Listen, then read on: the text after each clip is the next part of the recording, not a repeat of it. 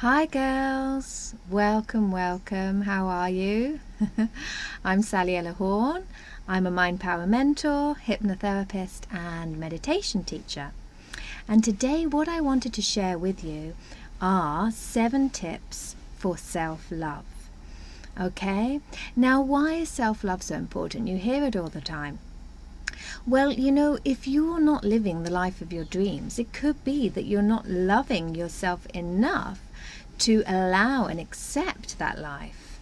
You could be rejecting it because part of you is rejecting yourself.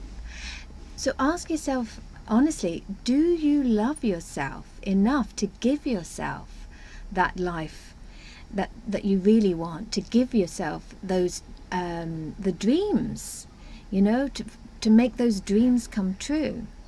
Because if you're struggling in any area of your life, whether that's relationships, finances, health, career, whatever, like I said, it could be that you're not loving yourself enough. You don't feel you deserve or are worthy enough of having your heart's desire. Okay, so here are 7 tips just to help you to love yourself a little more. So number 1 is be nice to yourself. And I know that sounds really obvious, but we can really struggle around this. We can really struggle to be nice to ourselves. Apart from the negative self-talk, we can often be very harsh with ourselves, just over stupid things, making a silly mistake that everyone makes mistakes, or forgetting someone's birthday, or because you get the feeling someone doesn't like you, we can then be very, very harsh on ourselves. So it's really important. The first step in self-love is to be nice to yourself, be gentle to yourself, and stop pushing yourself so hard. If you need to take a break, if you've got a deadline and something that you're working on, but part of you is feeling like, I just want to take a break, I just want to go and lay down, I just want to go and sit outside, then do that. Be nice to yourself. Treat yourself like you would your best friend, or you would your partner, or you would your child. Nurture and cherish yourself like you would for those other people, those loved ones in your life, because you are the most important person in your life. Okay, so number 1, start there. Be nice to yourself. And number 2, ditch your negative self-judgments. Now, in another video, I talked to you about how you can clear those negative self-judgments. First of all, you need to become aware of them, and then there's exercises you can do to clear them. So if you're interested in that, then go back and have a look at that video. And again, just be really honest with yourself. What are you saying to yourself on a daily basis? What are you saying to yourself when you look in the mirror, or when you are taking a shower, getting dressed, or whatever? Are you making these negative judgments about yourself being too big, or too thin, or too old, or ugly, or whatever it is? Because the more you do that, the more you judge yourself like that, the more your body gets stuck in that dense negative energy. And of course, it just undermines your self-esteem and your confidence and makes you feel like shit. So ditch the negative self-judgments right now. Okay? Number 3, do the things you love doing daily. Okay?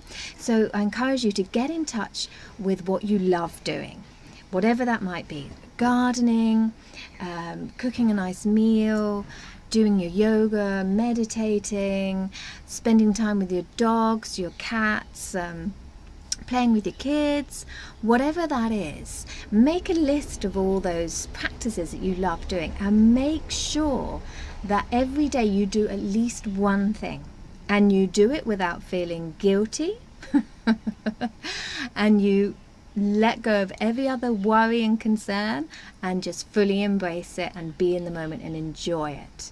Okay, really important to take time for the things you love, to keep your vibration high and keep you balanced. All right, so that's number 3.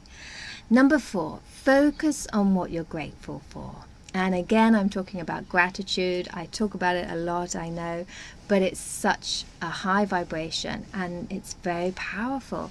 It can shift your mood completely and raise your energy, raise your vibration. So again, take time every day at some point during your day. I like to do it first thing in the morning, and then I do it again halfway through my day and when I go to bed. But if you only have time just once a day, just take a few minutes and focus on everything that you're grateful for. And that means if you're struggling in any area of your life, that vibration of that gratitude, that will help to shift things. Okay, that will help to attract a more harmonious outcome. So make your little gratitude list or have a gratitude journal that you can just open up and read at some point during the day and really feel that vibration of gratitude. Okay, don't just read the words, actually feel it. All right. And then number 5, let go of what you cannot control. And I see this so often. Women especially, we can get really hung up on stuff that is totally out of our control. Like, for example, what other people think of us. Okay? It doesn't matter. There's nothing you can do about it. And stop trying. Stop that trying to make people like you. You know, if you're not meant to like each other, there's probably a reason for it. You don't necessarily need to know that reason. But there's no point in banging your head against a brick wall or worrying about what they're thinking or saying. Okay? Those things are just totally out of your control, and just let go of them. Because when you're trying to control those things, or you're thinking about them, worrying about them, all your energy is going there. And what you focus on, you get more back. So if that's negativity, you're going to get more negativity back. Okay, so if you're concerned about things, if you've got stuff on your mind, if you've got mental clutter going on, then make a list of all those things. And those ones that you can't control, then consciously let go of them. Again, I've talked about this in another video, but just say to yourself, I now decide to let this go. It's completely out of my control. And let it go. Okay, you're just wasting valuable time and energy and mental energy on these things and not getting anywhere with them. Okay, so let go what you can't control. And number 6, listen to your heart. Okay, now as women especially, we're very much in tune with our intuition. We're very much in tune with what our heart is telling us and whispering to us, you know, our feelings and so on. And really try and go with that.